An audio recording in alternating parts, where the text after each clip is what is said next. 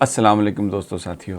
میں ہوں سمیع ابراہیم اور آپ دیکھ رہے ہیں سمیع ابراہیم یوٹیوب چینل۔ آج بدھ ہے اور 15 جنوری سن 2020۔ بڑی اچھی خبریں آپ کے ساتھ شیئر کرنے کے لیے پچھلی کئی ویڈیوز میں جو سیاسی صورتحال ہے جس میں گورنمنٹ کے الائز اس سے خفا ہیں اور ایک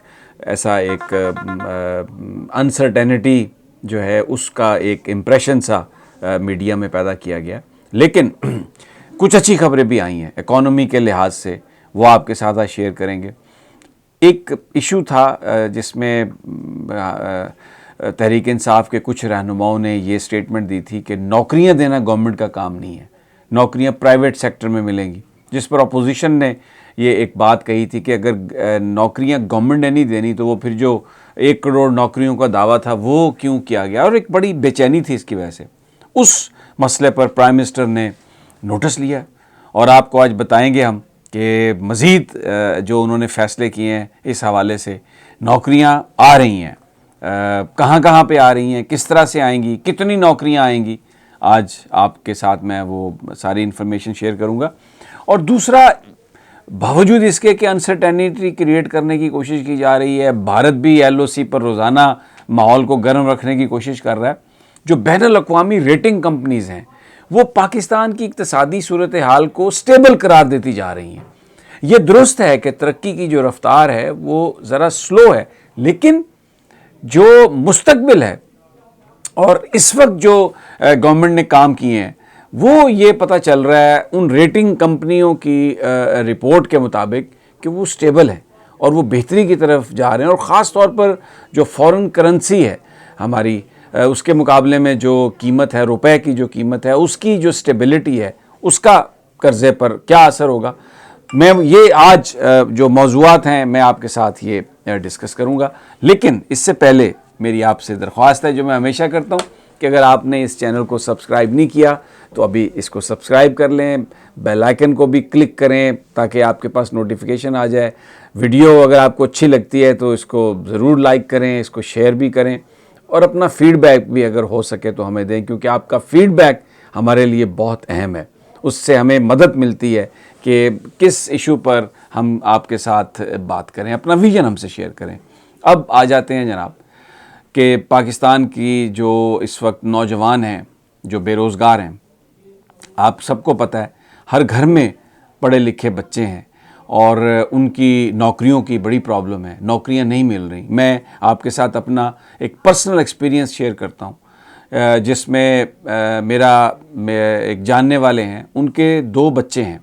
اور دونوں نے PhD کی ہے، اور آپ کو پتہ ہے ان کو جاب نہیں مل رہی، یعنی PhD کرنے کے بعد ان کو نوکری نہیں مل رہی۔ پوری دنیا میں یہ ہے رائج۔ میں آپ کو مثال دیتا ہوں امریکہ کی، اگر آپ نے وہاں پر کسی سبجیکٹ میں PhD کر لی ہے تو آپ کا وظیفہ سرکار لگا دیتی ہے۔ اگر آپ نے چند مخصوص جو سبجیکٹس ہیں ان میں اگر PhD کی ہے تو آپ کو کینیڈین اور US ریزیڈنس آپ کو مل جاتی ہے، آپ وہاں پر جا سکتے ہیں، اتنی قدر ہے وہاں پر۔ لیکن ہمارے اس نظام میں جو پچھلے 70 سال میں اور بالخصوص 30-35 سال میں تو اس کو اس طرح سے اس کا شرازہ بکھرا گیا کہ اب جناب جو PhD ہیں ان کی بھی جاب کا مسئلہ ہے۔ اور میں آپ کے ساتھ ایک اور چیز شیئر کرتا ہوں، ایک لڑکا میرے پاس آیا جو سول انجینئر ہے،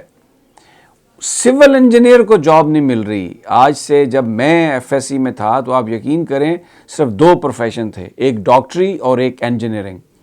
اور جس کے داخلے ان کالجز میں ہو جاتے تھے وہ خاندان بھی بڑا پراؤڈ فیل کرتا تھا، وہ بچہ بھی یہ سمجھا جاتا تھا کہ پتہ نہیں کیا اس نے اچیو کر لیا۔ لیکن اب سول انجینئر نوکری کی تلاش میں میرے پاس آیا پھر رہا تھا۔ تو یہ صورتحال، اور اوپر جو فواد چودھری صاحب اور کچھ دوسرے لوگوں نے یہ بیان دینا شروع کر دیا کہ جی نوکریاں جو ہیں وہ تو گورنمنٹ کا کام ہی نہیں ہے دینے کا، یہ تو پرائیویٹ سیکٹر میں ملیں گی نوکریاں۔ اور اب آپ یاد کریں جس وقت الیکشن کیمپین چل رہی تھی تحریک انصاف کی، تو اس وقت جو بے روزگار لوگ تھے یا جو نوجوان لوگ تھے وہ آپ یقین کریں اپنی ہر چیز جو ہے وہ ٹائم، ہر چیز اپنا ایک سائیڈ پہ رکھ کے خان صاحب کے پیچھے تھے۔ اور عمران خان صاحب کا یہ وعدہ تھا کہ میں 1 کروڑ نوکریاں دوں گا، اور 50 لاکھ ہم گھر دیں گے. اور ان گھروں کے لیے ہاؤسنگ پروجیکٹس کے لیے بالکل ہمیں نظر آ رہا ہے کہ کچھ چیزوں کا سنگ بنیاد بھی رکھا گیا, کیونکہ اس سے اکانومی میں بہتری آنی ہے. تقریباً 40 ایسی صنعتیں ہیں ہماری جو ہاؤسنگ سے وابستہ ہیں. اگر آپ گھروں کے پروجیکٹس بنائیں تو ان کے ساتھ ان کا لنک ہے جس میں لوگوں کو روزگار ملتا ہے. لیکن مسئلہ نوکریوں پر تھا. اب جو خبر میں آپ کو دینا چاہ رہا ہوں, جو خوشخبری میں آپ کو سنا رہا ہوں, پرائم منسٹر نے یہ ہدایت کی ہے کہ 1.5 لاکھ نوکریاں فوری طور پر جو مختلف وزارتوں میں, مختلف صنعتوں میں, مختلف معاملات میں جو پڑی ہیں, وہ نوکریاں فوری طور پر آپ بندوبست کریں, ان کو فل کریں, اور یہ ویکنسیز گورنمنٹ دے گی. اور اس کے یہ ہدایت کی ہے وزارتوں کو کہ 30 دنوں کے اندر اندر اس حوالے سے جو بھی آپ نے پیپر ورک کرنا ہے, جو بھی آپ نے نشاندہی کرنی ہے, آپ یہ نوکریاں دینی ہیں لوگوں کو, نوجوانوں کو, اور ودن 30 ڈیز کمپلیٹ کر کے 4 مہینے کے اندر اندر یہ نوکریاں دینے کی ہدایت کی ہے پرائم منسٹر عمران خان نے. اور وہ جو ایک تاثر ابھرا تھا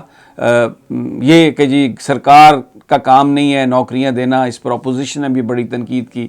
اس کو پرائم منسٹر نے بالکل جڑ سے اکھاڑ کے پھینک دیا اور ایک میسج دیا ہے کہ بے سر و پا گفتگو جو ہے اس پر آپ دھیان نہ دھریں, اور جو وعدے عمران خان نے نوجوانوں کے ساتھ کیے, پاکستان میں اپنی بہنوں اور بزرگوں کے ساتھ کیے, ان کو فلفل کرنے کے لیے وہ مکمل طور پہ انہوں نے یہ فیصلہ کیا ہے کہ وہ کام کریں گے. اور اس کے علاوہ میں آپ کو ایک اور خوشخبری دے دوں, ہیلتھ کارڈز پہلے چند اضلاع میں اس کا اجرا تھا, لیکن اب تمام اضلاع میں اس کا اجرا کیا جا رہا ہے. اور اگلے چند مہینے میں ہر شخص کے پاس جس کی جو غربت کی سطح سے نیچے ہے, اس کو جو بیچارہ اپنے آپ کو سپورٹ نہیں کر سکتا, جو اپنے خاندان کو سپورٹ نہیں کر سکتا, اگر کوئی بچہ بیمار ہو تو وہ دوائی لینے جاتا ہے سرکاری ہاسپٹل میں اور اس کو دوا نہیں ملتی, کیونکہ وہاں پر بھی لوگ دوائیاں بیچ دیتے ہیں. تو اگر کوئی پرچی اس کو لکھ کے دے تو وہ میڈیکل ہال پہ جاتا ہے تو دوا خریدنے کے اس کے پاس پیسے نہیں ہیں. تو اب جو پرائم منسٹر نے یہ کہا ہے کہ بالکل ہر ضلع میں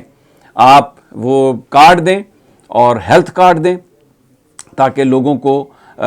جو اور 7.5 لاکھ روپے تک کا علاج جو ہے سالانہ وہ جن کے پاس ہیلتھ کارڈ ہوگا وہ اپنا کروا سکیں گے, جس سے جو ایک بیماری کی جو مصیبت میں غریب آدمی گزرتا ہے اس سے جان چھوٹ جائے گی. اس کے علاوہ ایک اور بھی میں آپ کو بتا دوں,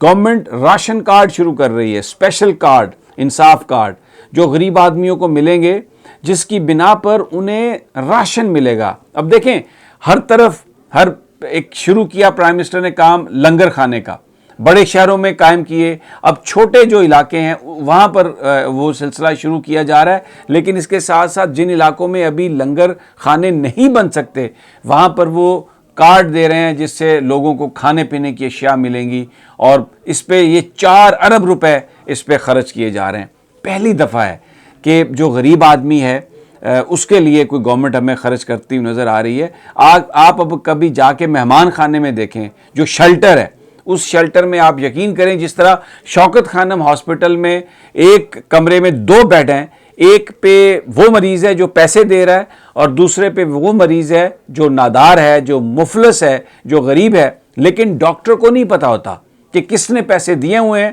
کس نے پیسے نہیں دیے ہوئے. اور اس کی وجہ کیا کہ بلا امتیاز علاج ہو سکے. تو وہ سلسلہ آپ کو نظر آتا ہے شیلٹر ہومز میں بھی, جو وہاں پر رہائش کی جگہ ہے ایک آبرو مندانہ, جن لوگوں کے پاس گھر نہیں ہے. پاکستان کا آئین یہ کہتا ہے کہ پاکستان کے ہر شہری کو حکومت پاکستان رہائش فراہم کرے گی, جاب فراہم کرے گی, ان کو تعلیم دے گی اور ان کی ہیلتھ جو ہے اس کا بندوبست کرے گی. یہ آئین پاکستان کہتا ہے. لیکن کبھی آپ نے سنا ہے کبھی کسی بڑے آدمی نے, کبھی کسی سیاستدان نے یہ کہا ہو کہ یہ بھی آئین کی خلاف ورزی ہے؟ کبھی کوئی تحریک التوا یا پریویلیج موشن اس حوالے سے کسی نے اسمبلی میں دی ہو؟ کیونکہ کوئی کسی کی اس کی طرف نظر ہی نہیں ہے. نون لیگ والے ہیں تو وہ جا کے ایک ہی بات کرتے ہیں کہ نواز شریف بیمار ہے, اب جناب اس کی جو اب رانا ثناء اللہ بے گناہ ہے، اب وہ فلاں آدمی ایسا ہے، مریم نواز صاحبہ کو باہر جانے دیا جائے. اور پیپلز پارٹی والے کیا کہتے ہیں؟ آصف زرداری بے قصور ہے، آصف زرداری کو جانے دیا جائے، اور یہ سارا معاملہ. تو کبھی کسی غریب آدمی کی بات نہیں ہوئی. لیکن اب جو پرائم منسٹر نے فیصلے کیے ہیں، غریب آدمی جو ہے اس کو سب سے پہلے رکھا ہے. اور یہ جو میں نے 2-3 چیزیں بتائی ہیں، یہ صرف ذوالفقار علی بھٹو کی گورنمنٹ میں ایک دفعہ ایسا ہوا تھا جہاں پر راشن کارڈ ملے تھے اور وہ چیزیں ہوئی تھیں، یا اسٹوڈنٹس کو آنے جانے کے لیے رعایتی نرخوں پر ٹکٹ دینے کے لیے اسٹوڈنٹ آئیڈینٹی کارڈ ملے تھے، جن کو دکھا کے وہ نصف کرائے پر سفر کرتے تھے، اور اسکولوں میں آنے جانے کے لیے صرف 25 پیسے ان کو دینے پڑتے تھے. اور اب یہ گورنمنٹ عمران خان صاحب کی یہ کرنے جا رہی ہے. اب میں آپ کو آ جاتا ہوں کہ دنیا کیسے دیکھ رہی ہے. فچ ایک نیو یارک بیسڈ کمپنی ہے جو 3 بڑی ریٹنگ کمپنیز ہیں، ان کا ڈیٹا دیکھ کے تو اپنی ریٹنگ دیتی ہے. انہوں نے پاکستان کی ریٹنگ کو بھی انہوں نے قرار دیا ہے، یعنی حوصلہ افزا قرار دیا ہے، اور یہ کہا ہے کہ خاص طور پر جو روپی کی قیمت میں جو استحکام ہے وہ ہمیں نظر آ رہا ہے. ترقی کی جو رفتار ہے وہ تھوڑی سست ہے، لیکن یہ ملک اپنے جو آبجیکٹیوز ہے، اپنے جو اہداف ہے، ان کی طرف بڑھ رہا ہے. تو آپ دیکھیں کہ جو بیرونی باوجود اس کے کہ انسرٹینٹی ہے پولیٹیکل، یہاں پر کیا کیا آپ سنتے ہیں روزانہ جو باتیں ہوتی ہیں، اور میڈیا جو ہے وہ جس دن سے عمران خان کی حکومت آئی ہے اس دن سے سکینڈل پہ سکینڈل، سکینڈل پہ سکینڈل، اور ایک یہ تاثر کہ جی یہ حکومت نہیں چل سکتی اور یہ نااہلوں کی حکومت ہے، یہ وہ بات کر رہے ہیں. لیکن اس کے باوجود عمران خان نے ابھی تک اس کو سروائیو کیا ہے، اور وہ جو لفافے جو کچھ بھی کہہ رہے ہیں اس کی آواز پر عوام نے کان نہیں دھرا. اور یہ جو انٹرنیشنل ریٹنگ کمپنی کی طرف سے جو ریٹنگ آئی ہے. اچھا ہاں، ایک اور میں بات بتاؤں آپ کو، یہ سب سے امپورٹنٹ بات جو ہمارے بیرون ملک جو لوگ رہتے ہیں، کال سرزمین، یہ ایک نئی ایپ گورنمنٹ شروع کر رہی ہے. جس طرح پرائم منسٹر پورٹل ہے، جو باہر ہمارے دوست ہیں، امریکہ میں ہیں، یورپ میں ہیں، وہ اس ایپ کے ذریعے کال کریں گے تو ان کے جو مسائل ہیں ڈائریکٹ گورنمنٹس تک پہنچیں گے. اور وہ بالکل ابھی جو پورٹل میں جو جاتی ہے انفارمیشن، اس میں یہ نہیں لکھا ہوتا کہ یہ کوئی اوورسیز پاکستانی ہے یا پاکستان کے اندر رہنے والا ہے، لیکن وہ خاص طور پر وہ جو ہمارے بیرون ملک جو ہمارے بہن بھائی ہیں، جو بہت زیادہ اس ملک کے لیے ہمیشہ فکر مند رہتے ہیں، اور یقین کریں میں جانتا ہوں اپنی ہر چیز لٹانے کے لیے اس ملک کے لیے تیار ہیں، ان کے لیے یہ اسپیشل ایک ایپ کال سرزمین بہت جلد اگلے چند ہفتوں میں اس کا اجرا ہونے والا ہے. اس کا اعلان کر دیا گیا، جس سے آپ کی تمام شکایات ڈائریکٹ جو ریلیونٹ کوارٹرز ہیں، جو کنسرنڈ کوارٹرز ہیں، اور جو گورنمنٹ ہے اس تک پہنچیں گی. اب مجھے اجازت دیجیے، انشاءاللہ اگلی ویڈیو کے ساتھ بہت جلد حاضر خدمت ہوں گا.